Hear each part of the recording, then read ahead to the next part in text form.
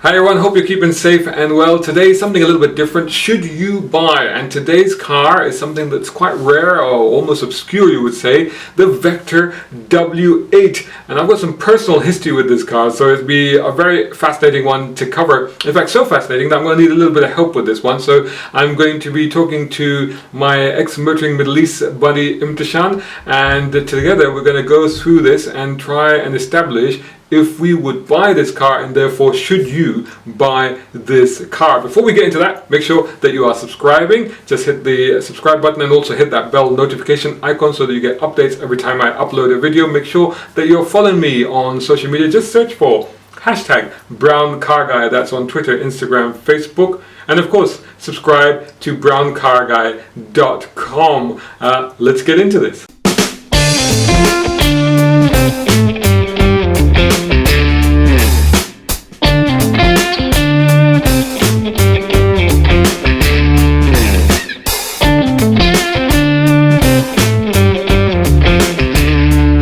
So welcome to Should You Buy a Blank Blank? And this week I'm with Shahzad Sheikh as always, and we're going to be talking about cars that we think you should buy. We'll be talking about all the stuff that's kind of worthy, kind of cool, kind of exotic. But we want to start off with something really odd and that you probably haven't heard of.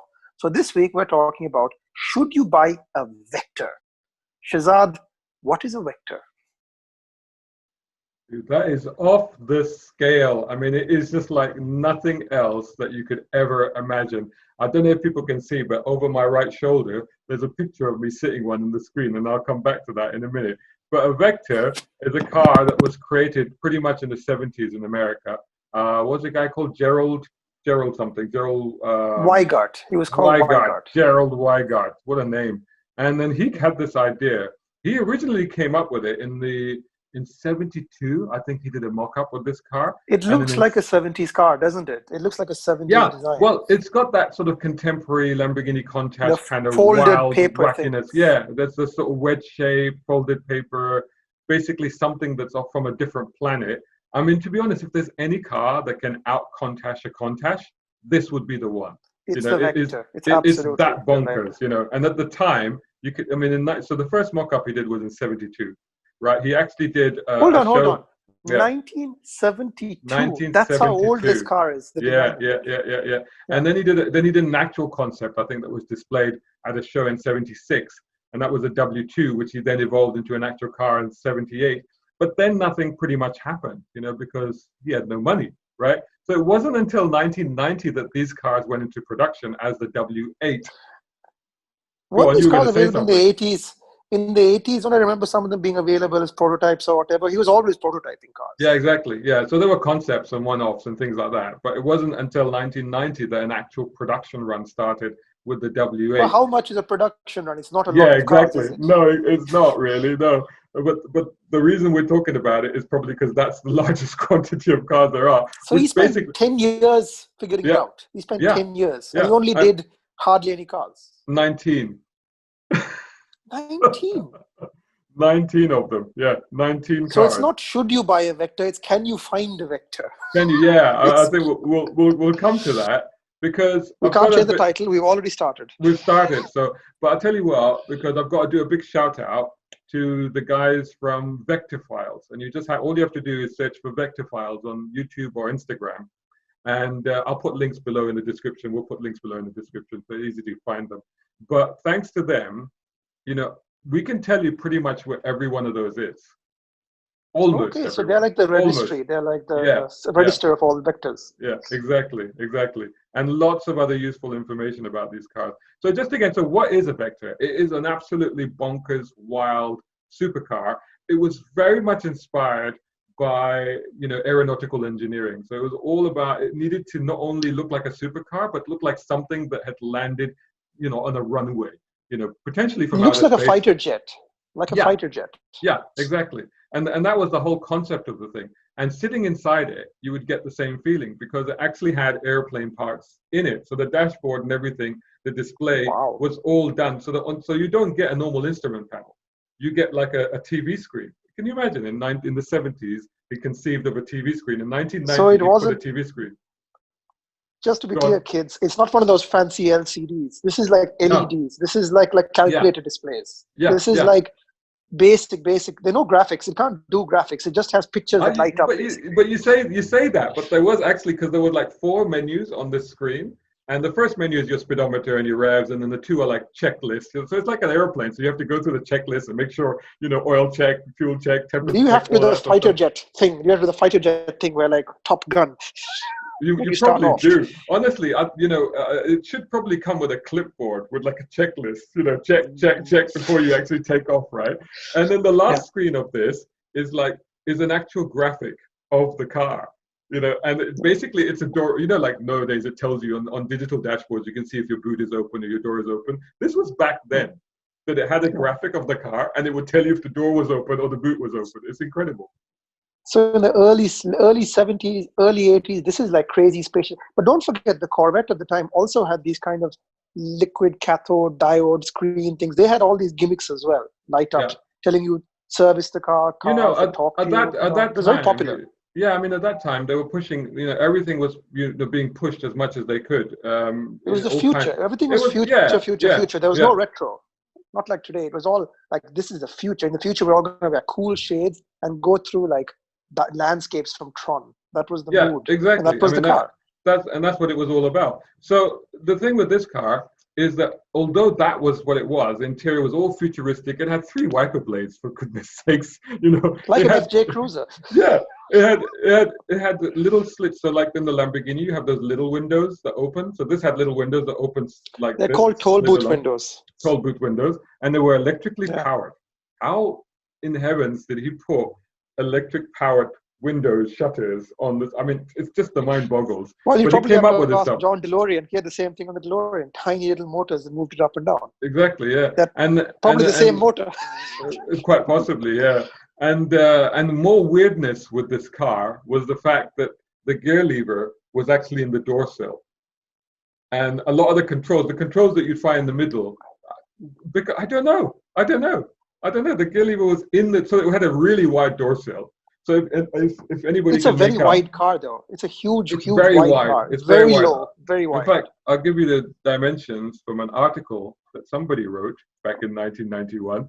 Was it the young And Shazad Sheikh? it might have been. And it says that 437 centimeter long. It's shorter than an F40, and 5 centimeters not less width, but it's lower than any of its contemporaries. It's only 108 centimeter high. It's less than a Diablo. So it was pretty small, very, very low. And there you can see, I mean, I'll put up pictures onto this video, but you can see behind me, I'm sitting on the sill. It's that wide, and once you're inside, you got the whole electronics thing and everything would come up. There's all these buttons that are literally lit up and marked in aircraft style. So it just gives you that whole thing. And the amazing thing about the car is that there's no central tunnel at all. So the footwell is one footwell. So you're very intimate in that thing. Oh, I'm starting to understand who Jerry was now a little bit. It's very intimate. He was a dreamer. So what was the engine? Was it some sort of mad so let's come V15? let's come to that. And you would expect a V12 or a V16 like the Cizeta, for people watching, that anybody remembers the Cizeta. Very similar looking like to a that. Cizeta 16T. Yeah, it's What was it? What was the engine? An equally crazy thing. So in this thing, like you said, you're expecting something that runs on 30 cylinders and eats squirrels as fuel or something like that. No, it was a Corvette engine. It was a Corvette V8 motor. So basically, it was LS all the things. It was, but it was twin turboed. So it had, which was a lot at the time, 625 brake horsepower. And 650. 600 horsepower. Yeah, 625 horsepower and 650 pounds-foot of torque. And it was driving the rear wheels, and it was managing to do that through an Oldsmobile 3-speed transmission. Yeah, hang on. This was the gearbox from the Tornado. Yeah, which is probably. a It was front-wheel the old. drive car of the It was 60s. Yeah, yeah. It no, it was was a the front old. wheel turned Yeah, around. They turned it around. yeah. It was the old GM three-speed Hydromatic. Yeah, obviously they had race modified it and stuff like that to handle the An torque. But automatic, so it's not very sporty, is it? no, no. So it was just that. So it's like that's what it was, and they'd upgraded the brakes and stuff like that. 0 to 60. I think they claimed a more optimistic thing, but in Claimed, fact they did. claimed. They claimed, yeah, but it was recorded at 4.2 by Road and Track magazine in March of Top speed. 1991, I think it was, and That sounds like a 200 mile per hour car. That sounds like a 200 it mile per hour car. was it was. They claimed a lot higher. They claimed about 240 miles per hour, but I don't think it Oh, so reached it's that. faster than a F1 McLaren Yeah, I in think I think 1985. I think they managed, or they estimated that they could realistically get to 218, which would have made it faster than it was faster than F40. Yeah, so that would But have was it been. really, or was it all claimed? Yeah, well, this is the thing, and nobody will ever find out really, because who's going to drive one of these rare cars I mean, at that speed now? I also have to ask, were the tires of this car rated for 240 miles per hour in the 1980s? It's funny you say that, because in the next paragraph of this brilliantly written article by a A young, mystery writer. a young yours truly. It does actually say, and it says it was Michelin XGT rubber, and it was certified for 200 miles per hour plus speeds. It had By 255 who? 45s. By who? It had How big are the tires? 255 45 ZR16s on the front, and 315/40 ZR16s on the back. That's some fat tires on the back. Those are really fat 12, numbers. 12-inch wide on the back. Uh, it was basically I mean, Kevlar and carbon fiber. If you think about it, wow, all the way back then, aluminium chassis on this thing. So Kevlar was big in the 80s, though. Everybody wanted yeah, to make cars out of Kevlar. Before carbon yeah, fiber, Kevlar was the old carbon fiber. yeah. No, exactly. And and again, because of that whole airplane connection, they wanted to do that sort of stuff. So list price at the time was $283,750. This was at the time as American market pricing. So yeah, that's what that car was. That's basically what that car was. So now you can ask me, how do I know all this? How do you know all this, Shazad? So it's a nice segue to the next segment there, because I was one of the few people to meet one of these cars back in 1991. And the article that I've been referring to, and I'll put a screen grab on the screen later, is the original article that I wrote in 1991 for Arab News. And I'll put pictures up of the car as I met it. So let me give you some details of this car. This was chassis number 002. The first two cars, 001 and 002, were sold to Saudi royals. And they were delivered to Geneva. And Saudi, 002, amazing. yeah. They were delivered to their address in Geneva. And 002 was then shipped over to Jeddah. And I knew a guy called Jamil. He was a dealer. He was a dealer in used exotic and classic cars in Jeddah. It was a company called Asaf International. And he was a buddy of mine, and I used to help him out between freelancing for Saudi Gazette and Arab News. And I used to do things like write his ads for him, take some pictures, move some of the cars around. You must remember the story I told you about doing burnouts in the Silver Shadow. Yeah. That was with him. So he knew this car.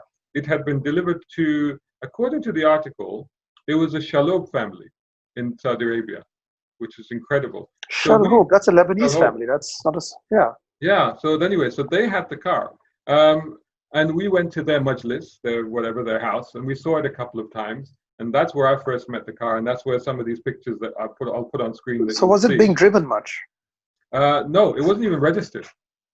It wasn't even registered. And I remember distinctly when I asked them, the car isn't registered. They just laughed at me. They're like, well, we don't need to register this car. But do they need to drive it? They did. They told me they had driven it, and in fact, the car later on, for Jamil, this friend of mine, it was a bit of a coup for him, because he got them to agree to display it in the showroom for a while. And Oh, wow. it was driven to the showroom, and it was a heck of a feat to get it in through the doors because it was just so wide. I remember I was there at the Yeah. time, and to see this thing just literally millimeters on each side to get it through the doors. And so although in the original article I say, I mean, I never drove it, to be honest, and it says I didn't even start it, but I distinctly remember it starting up because I remember all the systems coming on. So maybe by the time I wrote the article, no, but I distinctly remember, either I remember starting it up or maybe I filled in that memory, I don't know, but I'm definitely aware of it having run and having started up. And again, the people that owned it at the time, they were like, yeah, we've driven the car. And he said we were stopped by the cops, and they weren't bothered about the number plate. They were like, "What is this?" That was that was their main Yeah, concern because because you have they to were so remember what shocked was by running it. around Saudi in the 80s. Cressidas, Yeah, Laurel Altimas, yeah, Cedrics. Everything was a exactly. three-box car designed in the 70s. And then Yeah, you had this thing from the 70s, which was this incredible supercar. exactly. And this was like 1990, 1991 when it was there. So this car, of course, the story continues with this car because after that, now it's interesting because I told you there were two cars in Saudi, right? And apparently one of them was given to the Mm. family doctor. Can you imagine? Because like royals don't sell cars. They gave one to the What family would he do doctor. with it? Make house calls? Oh, maybe he was the fastest doctor in town. I tell you that was. Doctor, I've got a head. Oh, you're here. Oh my goodness. It's like wow. Yeah. How did that happen? Although he wouldn't And then he because has of the to whole borrow money from you to fuel up the car on the way home. fuel on the way back. Yeah, but he wouldn't have made it that fast because of the whole startup routine of this car. It would have taken him a while Yeah. to go through the whole checklist. Yeah. But so that one then went back to America. I don't know if it's the same one as this. This 002 chassis was then sold in the UK in 2010 and now lives in Switzerland. So it's really really weird. So we know the guys at Rectifiles, they know where all of these cars are. So well, actually we'll come back to that in the next section. But that's the story of this particular car. There is a red one in Saudi Arabia, apparently still. Um, they're not quite 100% sure, but they think that it was a gift from the Emir of Qatar to Mohammed bin Fahd, and it's chassis number 011. And so that one apparently is still there. And you will remember a couple of years ago, we went to the Concourse of Elegance, didn't we, at Burj Al Arab, didn't we? At And we, the Burj Al Arab. Which that's chassis right, number was that? that was 007. So that was also black. Okay. Now, both of these cars look black, but actually I'm told they're midnight blue. So apparently they're not actually black; they're midnight blue, but Yeah. they look black. So that's Yeah. the story of these cars, and that's the story of my connection with these cars. Can you buy one now? Suppose I want to buy a Vector. How do I buy one now? So, bearing in mind, there's only 19 of these in the world. There's only 18 It's a that we question know. worth asking. There's Yeah. only 18 that we know of, and I can tell you where they all are exactly. Okay, so there are 4 in Europe. There's 4 of them in Europe, 1 in Spain, 1 in Germany, and 2 in Switzerland. There's 2 in Japan, and there are, as we've just said, 2, or we just established 2 in the Middle East. The red one and chassis 007, which you can actually see if you go to the Royal Gallery at Abu Dhabi. Apparently it's on display there, but I think it's by appointment only that you can go there, but you can go there and This see is the the car. SBH gallery, yes, I believe, yeah. In Abu Dhabi, that's right, yeah.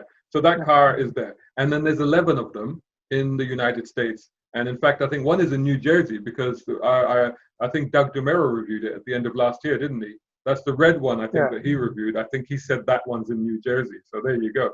So they are out there. They do exist. And I was talking to the guys from Vector Files last night, and we've established that on average, they come up for sale about once every 3 to 4 years. So that's about when that happens, you know. So next question, how much is one of these worth today? Okay. What was so, it? The $280,000 you said in the 80s, in Yeah. the 90s. Yeah. And what is it worth now? Okay, so actually I say that, but going back to the 283,750 according to my original article, which actually made it more expensive than the Lamborghini Diablo, which was 211,000 at the time, but it was cheaper than an F40, which was $400,000 at The the only time. other twin turbo V8 out there. really, at the at the time. time. Yeah. So crazy cars. So Yeah. so I have a listing here. So according to the guys, from 2000 to 2010, the values of these were only about $80,000 to $160,000. So actually, they were really quite affordable if you consider that that's considerably less than the actual price. I'm just But rummaging around my pockets now. I'll just buy seriously, $100,000. but the thing is, you're going to have to get into your DeLorean and put it into time machine mode, because you have to go back to that early decade, because since then it's gone a bit ballistic. It's gone a bit crazy. So 007, the chassis that we saw in Dubai, was sold in 2010. I guess that's when they bought it. That was sold for $250,000. That was in 2010. Wow. And in 2014, chassis 003 sold again for $250,000. Last year, a couple of prototypes. So at the end of this production run, Jerry, let's call him Jerry, because I feel like we're on those terms with him now. I feel like we're friends with Jerry now. Yeah. So he did a couple of concepts. So he did a Roadster and some additional concepts. They were called WX3. They sold for $600,000 each, apparently. And then in 2020, this year, 009 came up for sale at $720,000. I'm not sure if that's what it sold for. That's what it came up for. So again, speaking to the guys at Vector Files, we sort of surmise that, they come up for sale once every 3 or 4 years. You're looking at least $500,000 for one. He did say that he'd heard of one that was up for sale for around that silly money, 700 plus, but it wasn't in great condition. So he was never going to get that money for it. So I reckon you're looking at $500,000 for one of these. Next question you're probably going to ask me is, well, can you even run one of these? How? Yeah, where do I find the parts for it? So it's a bit like your situation with your DeLorean, where there is somebody that can fix it. Now there is apparently the engineer, the ex-vice president of engineering at Vector is still around, and you can contact him. And his name is David Koska, and yeah, he'll sort you out. So. Is he just going to make like chassis for you? You probably can actually. Well, apparently, again, going back to the Doug DeMera video, the car that he had, obviously you saw. I quoted the wheel sizes to you earlier, right? And he said it was impossible to find those tires now. It's just ridiculous. 255 45 ZR16 front, 315 40 ZR16 back. So the owner of that car contacted David. And David said, I'll just make you a new set. Yeah. So he custom made tires. Wheels. He made him wheels. Oh, the wheels. So that he can buy tires that actually exist in the modern world and not in this crazy 70s sci-fi scape. So yeah. In the 70s, I remember cars that all had big fat tires and very wide. Today they are a little narrower, but they're very thin. So those tires are easier. Small tires are easy to get hold of, but fat, tall tires, very hard to get hold of. Yeah, no, exactly. To be honest, like all exotics of that era have problems, don't they? Like even our friend John Herman, who has 2 Countaches now, I think. Pretty much. Countach tires come up for sale every 2 or 3 years from Pirelli. Pirelli does a set. Same with the what was the other Lamborghini at the time? The LM002. Tires are available. They're about $20,000 to get hold of. Yeah, and if you don't put your name down for one. And I think if you don't put your name down for one in time, you miss the batch, don't you? Yeah, you miss it. But there's always stuff floating around. You can always find stuff with those cars. It's just the prices are very expensive. Yeah. So is it reliable, a Vector? Did your man at Vector Files tell you if it actually breaks down, or it was all custom one-off parts? Yes and no. Because actually the mechanical bits of it were not that unusual, are they? And the engine, of course, wasn't that stressed, because it was already a V8 anyway. Twin turbos on it, I think potentially you could run that car. I don't think you would want to, because there's so many bits of it. Like if that window thing breaks down, how are you going to replace it? If that display screen breaks down, where are you going to find that? You're not. So there's lots of things on the car I think that are quite fragile. And I think it would be a task to find them and fix them and repair them. But I think in terms of the drivetrain, I think it's pretty, it's not that exotic really, is it? It's a Corvette V8. So it's all the trim pieces and body panels that are really hard to find. I mean, nobody has a Kevlar loom now to make Yeah, Kevlar bits. yeah, But yeah. Oh, fun fact actually, if you want to actually see the cars, Jerry Weigert himself is still pretty active in the cars and coffee scene. yeah. And if you pop around in California, he occasionally brings some of the prototypes down. He's still driving them on the street. Oh, He's still wow. driving them, and he's still coming up with crazy concepts. And he's always talking about the next vector. And every once in a while, he'll Well, this is start a new vector car well, company. well, exactly. So this is the thing. So those two prototypes that were sold recently, the ones in 2019. Again, I can't confirm if they were sold, but they were up for $600,000 each. They were being sold so that he could do new projects. That was the idea behind that. So he's trying to raise money because he's still going to do stuff. Remember, at one point his company was taken over, and then there was an M12. There was a Vector M12, which was basically a Diablo reskinned. Yeah. And like a lot of people don't consider that to be a real Vector because that wasn't Jerry's car. What, That was all the one. 19 fans of the Vector? Yeah, yeah. Oh, To be not honest, a real Vector. there's a lot of people are fans of the Vector because there was just nothing like it. I mean, it was one of the 80s, 90s ultimate poster cars. It really was absolutely phenomenal. It's an extraordinary machine with an extraordinary story to tell. I mean, it's just incredible. But my only regret, having met it, met that original one twice, I know what you're going three to say. times, and then meeting the one in Dubai as well. I never drove it, and I've got one day I've got to drive one of those because that's just something else really. Which I Well, guess you always said to me, don't meet your heroes, though. You might be disappointed. true. I You mean, have to it just could get. be a fast, straight line sledgehammer. I don't, again, referring back to, we're giving a lot of shout outs to Doug DeMera today, but referring back to the Doug DeMera video, because he does get to drive it, honestly, it didn't seem that quick to me. I haven't watched the video, but I would imagine by modern standards, it's probably Yeah, not that fast. I mean, they're probably laggy, big turbos. yeah. Well, 5.7 liter V8 or 6 liter? How big was the V8 then? 6 liter V8.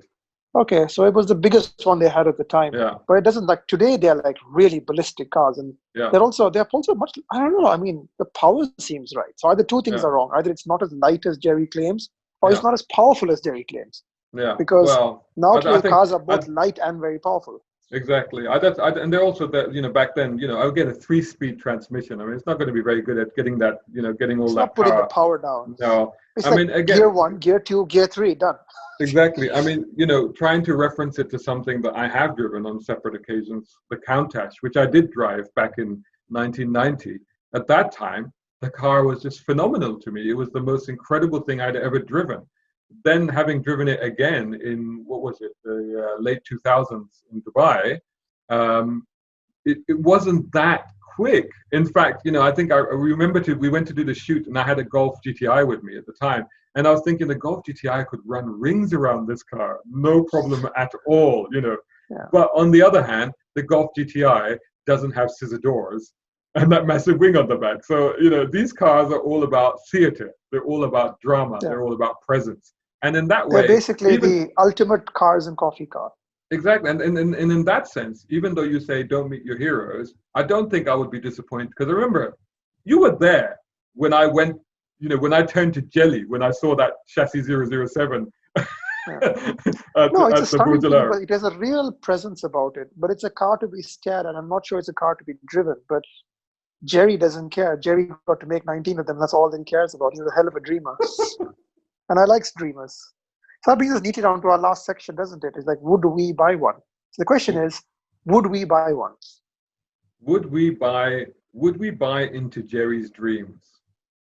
You go first. Well, Because I've just basically introduced this car to you. So based on everything that I've just told you, what would you buy one? Now, this is now, right now.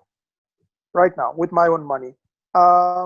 So Well, money that you I'll get to stole my- from somewhere because, Yeah, we're talking for $500,000. Or 700,000 if I had the money. I think I'll get to my conclusion in a minute, but I'll get my build up first. So first and foremost, I didn't have the experience you had of meeting it at a young age. And it's such an impression to leave on you. Yeah. I saw it in Dubai a couple of years ago, but it was a stunning looking car. I mean, just to look at it, it blew everything else away at the concourse. You just have to sit and stare at it. Did I want to drive it? Not really. I just want to pull up a chair and sit and look at it Yeah. and look at it some more. And it's like a lot of cars of the 70s. The Countach was made to be a bedroom poster. Now, Yeah. I've driven a Countach and I quite liked it actually. I Yeah. don't think it was fast, but it really depends on which Countach you drive. Like some of them are better than others. And the one that I drove was in really good nick. Wouldn't say that it was fast, but I would say that it was interesting. Like the more you spend time with it, the more interesting it got.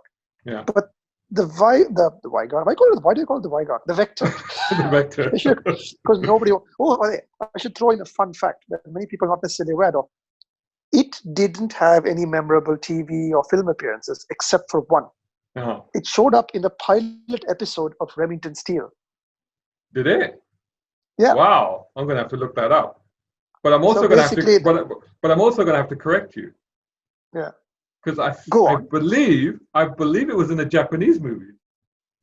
What movie? Oh, holy crap! I have to check that out. Which movie? Yeah, I don't know. I have no idea, but I remember seeing somewhere that a Vector appeared in a Japanese movie. Now you're gonna have to do your homework and find out now where that was. But I don't. For our viewers. I don't have that in my notes, but I'm pretty sure I remember seeing that somewhere that it was featured in Japanese. So here's the thing: these kinds of supercars need to have, in my opinion, as a child of the 80s, need to have memorable TV or film appearances. It's very telling that on the Remington Steele episode, it was as a failed car company, a guy who was very much like Jerry Weiger sat in front of it and said, I put my whole life into this car and now nobody wants to buy it. He said that in the first episode of a TV show.